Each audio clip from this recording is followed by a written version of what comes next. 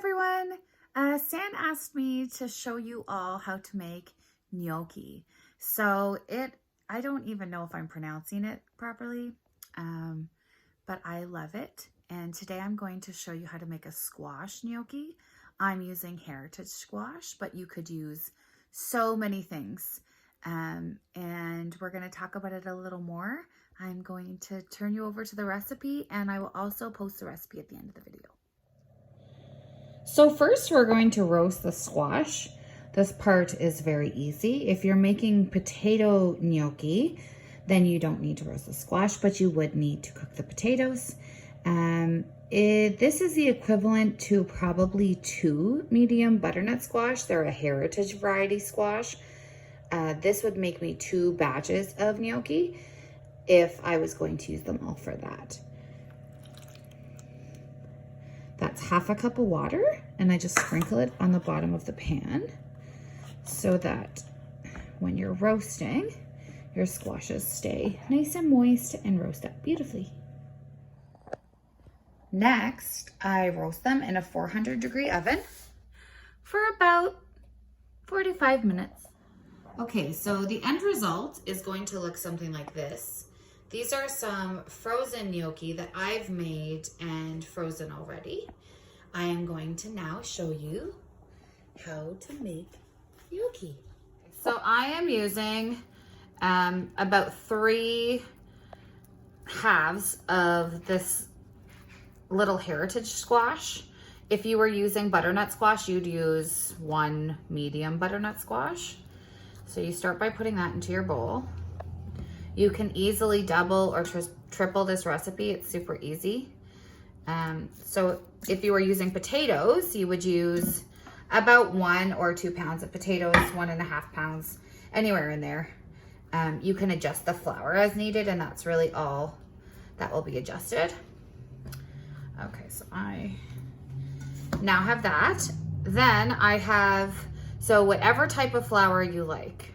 It's about a cup of flour, and sometimes a cup and a half, depending on how much squash you have or potatoes you have. Sometimes potatoes takes a little less.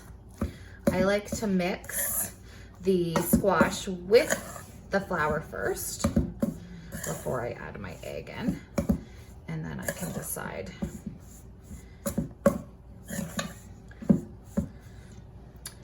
So next, 1 egg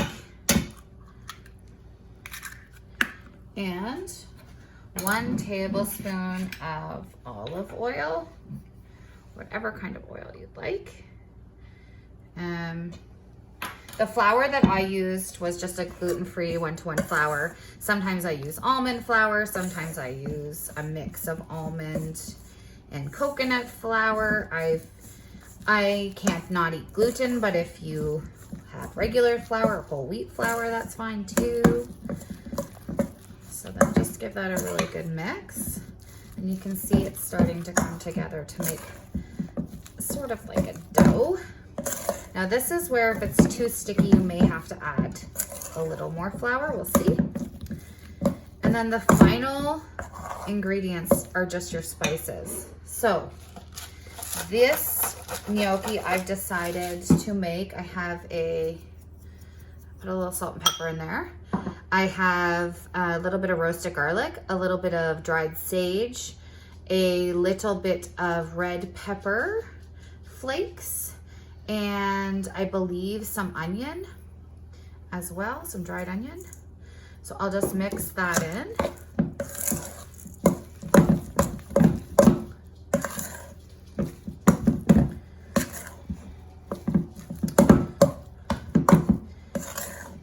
So mine seems a little sticky, so I'm going to just take a little bit and see. Yeah, it's a little bit sticky. So once you touch it in your hands, if it's sticky like that, you know you need a little more flour. Okay, so I have about 1/4 cup more of flour here. That's almond flour, it's what I have. Actually, it might even be almond meal.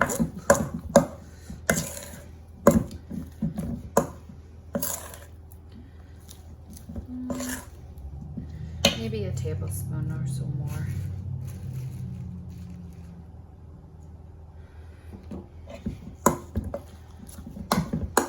really all depends on the size of your squash as to how much flour you need. I always go by feel. It shouldn't be the consistency of dough, but it shouldn't be too sticky that you can't pick it up. So that's a little better. Okay, so now I'm going to show you how to roll the gnocchi to make it gnocchi. Okay, so to roll the gnocchi, I just grab a little piece of this so you can still see it's a little bit sticky. The stickier and lighter it is, the lighter the gnocchi will be, and I like it light gnocchi. If you really want it more dense, you can use more flour. So I always put a little flour out, and I put a little flour, I rub my fork in the flour, and then I just roll it down. And you can even rub the gnocchi right in the flour if you have to. I'm gonna make a few. Seem to work best. And that kind of gives it that little design there.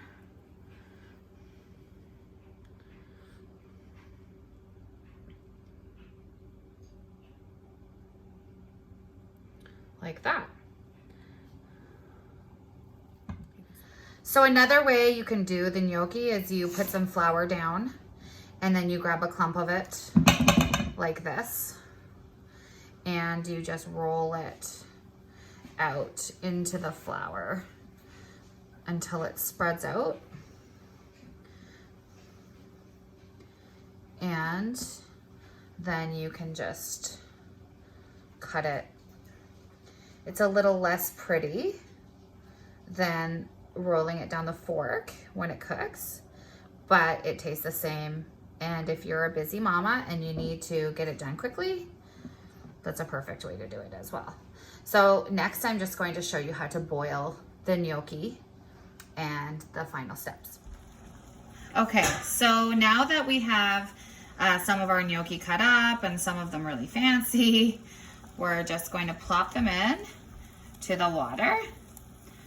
I only put in about 15 to 20 of them at a time because they do tend to bunch up in the center. And I just alternate putting them on the outsides of the pot. And then you take a slotted spoon. Any kind of slotted spoon will do. Mine's actually for noodles. If you have a fancier one than me, that's great. And you just let them cook for about 10 to 15 seconds. So we'll just, sometimes a little longer. I find butternut squash takes a little longer than potato to float, but you're going to see them start to float really soon. They're starting to float now. Let's give them maybe 5 seconds after they start to float.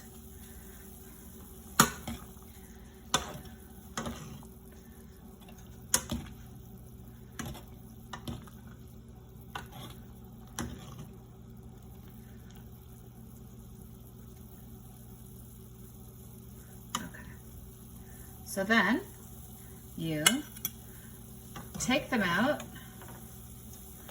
and put them on a plate or a cooling rack, or put them in a baking sheet if you were going to cook with them right away. And then you have gnocchi that looks like that. Now there's a couple more steps that you can do. So for the next step, you can either, I like to put a piece of parchment paper on a cookie sheet and lie them singularly, freeze them, and then once they're frozen, take them off and just throw them in a bag so I can have gnocchi whenever I want. This batch will make probably enough for 2, maybe 3 meals for my family. And if you double the recipe, sometimes I get 2 full bags of extra gnocchi. And other than that, there's 2 things you can do. You can fry them in a frying pan with your favorite spices and butter or olive oil, or you can bake them, which is my favorite way to do. And I'm going to show you what I do with my butternut squash ones, and I'm also going to tell you what I do with my potato ones because I like them done 2 different ways. Okay, so now that I have enough for my family, I still have plenty left for freezing as well, but I like to put them in a baking pan, and I put whatever herbs I have fresh. So today I'm doing dill. I'm doing lots of pickling right now, so dill seemed to be the way to go. And about a tablespoon of butter.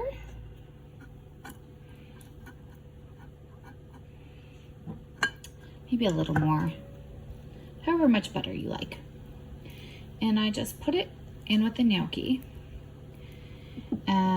And then I put it in the oven at about 400 for 7 to 8 minutes.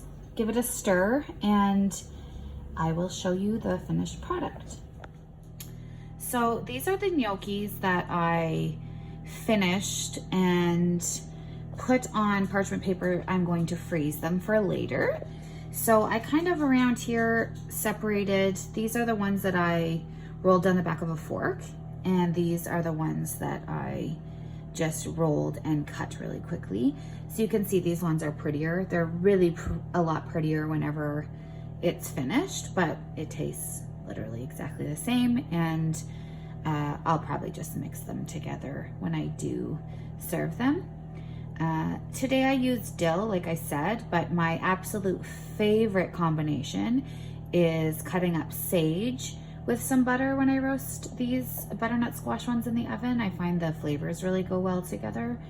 And for the potato ones, I like to use half a can of crushed tomatoes, or you could crush tomatoes on your own if you wanted to, and some basil, and about half a cup of Parmesan cheese over top of the potato ones, and do those either in the oven or on the stove in the sauce, and then broil the top so the cheese melts, and it is absolutely delicious.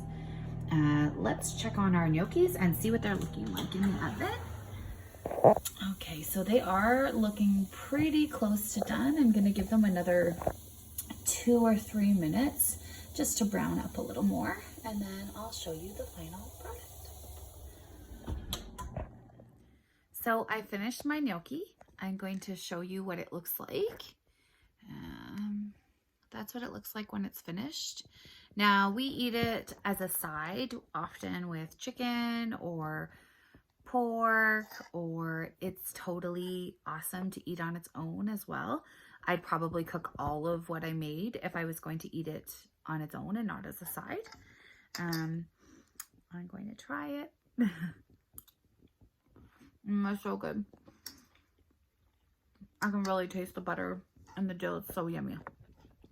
So I would highly recommend trying butter and sage with the butternut squash, or even a little bit of coriander seed, or served with some fennel would be really yummy. And the dill is just as yummy, actually. I think I really just like gnocchi. So thanks for checking it out, and I hope that you guys love gnocchi as much as I do.